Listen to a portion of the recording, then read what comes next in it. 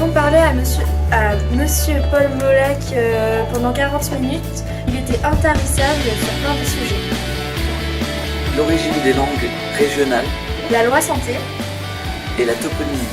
L'occitan, c'est intermédiaire entre l'espagnol, l'italien et le français. Donc, c'est une langue romane, c'est plus facile. Pour le corse, c'est pareil, hein, c'est très très proche de l'italien en fait. Il y a intercompréhension hein, entre le corse et l'italien. C'est du toscan en fait, hein, c'est très proche. Et comme l'italien standard est venu pas mal du toscan, ils arrivent très bien à se comprendre. Donc là, c'est un peu différent. Nous, on a une langue qui est celtique. Les Basques ont une langue c'est une langue qui n'est pas indo-européenne. Prenons la loi santé par exemple, et il y avait la définition de ce qu'est un hôpital de proximité. Donc il y a un hôpital à Plermel, dans lequel il y a une maternité.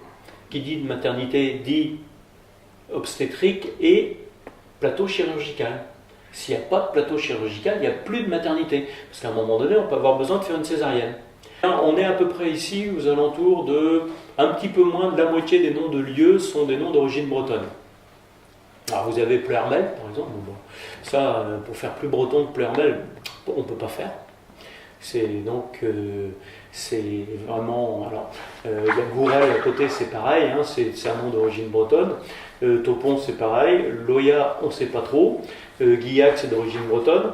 Donc, il y a plein de toponymes. Et puis, la ville, par exemple, la ville Gautier, là, parce que c'est juste à côté, ça, c'est un toponyme. Tout ce qui est ville, c'est un toponyme d'origine romane. Mais la toponymie, les noms de lieux, c'est super intéressant parce que c'est l'histoire des peuples. Parce que les peuples laissent leur langue dans les noms de lieux. Et ça, c'est pas l'histoire des rois ou quoi que ce soit. On sait qu'un peuple est passé là parce qu'il a laissé son nom. Enfin, c'est mon côté historien, ça. Mais on a réussi à lui poser une colle. Comme on dit familièrement. Il faut que je trouve... Alors...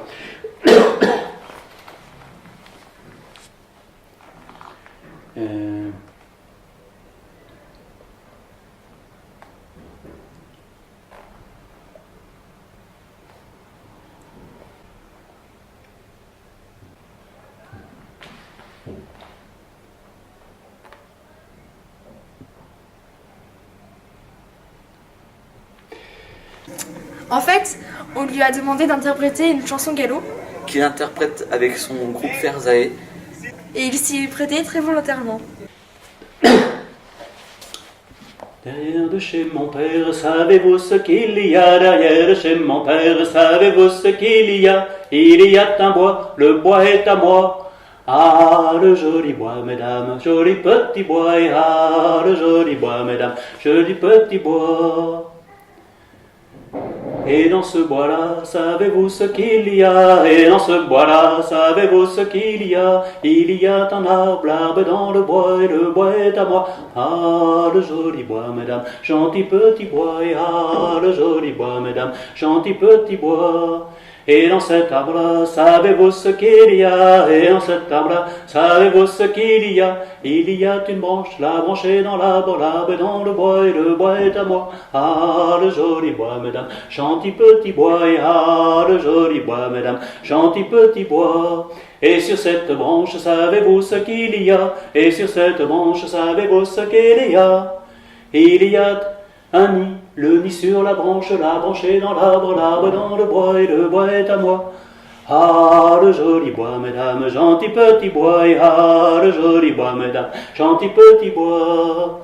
Et dans ce nid-là, savez-vous ce qu'il y a? Et dans ce nid-là, savez-vous ce qu'il y a? Il y a un œuf, l'œuf est dans le nid sur la branche est dans l'arbre dans le bois est à moi. Ah, le joli bois, mesdames, gentil petit bois.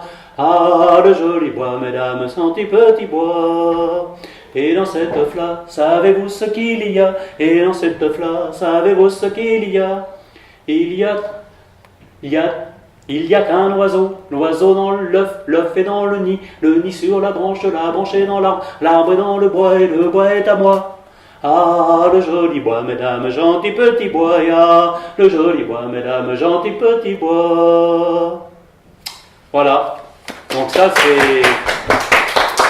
ça, j'ai collecté ça, je sais plus où et je sais plus avec qui.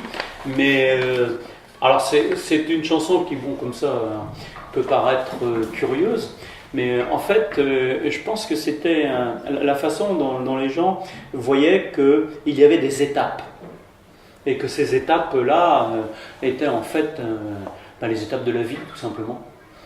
Parce qu'on était dans un monde où on s'en rend plus compte aujourd'hui, mais ce que vous mangez, ça a forcément été produit avant, et ça vient de la nature. Et ça fait pas si longtemps que ça que nous mangeons tous à notre faim, sans problème, parce que jusque dans les années 50 en France, donc il y a 70 ans, on avait des tickets de rationnement. Et les tickets de rationnement, vous pouviez aller dans les épiceries, vous vouliez acheter quelque chose, vous aviez l'argent pour l'acheter, si vous n'aviez pas le ticket, on ne vous donnait pas.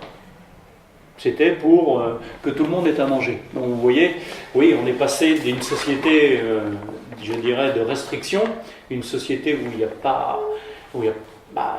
on fait ce qu'on peut et on n'a pas toujours de ce que l'on veut, à une société de consommation où là, alors il y en a partout, à la limite, on ne sait plus où donner de la tête et où on consomme trop finalement, à tel point que ça nous pose problème vis-à-vis de la planète.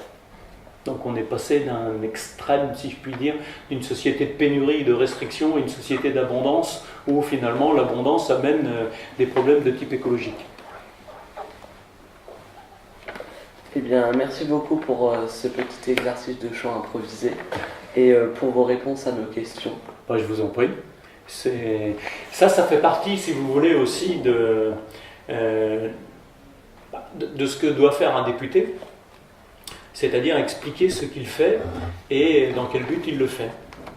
Donc après, il y a des gens qui viennent me voir à ma permanence, qui m'expliquent leurs problèmes. Alors bon, des fois un peu leur rend service, d'autres fois c'est un petit peu compliqué, mais ça fait partie j'allais dire, de la fonction.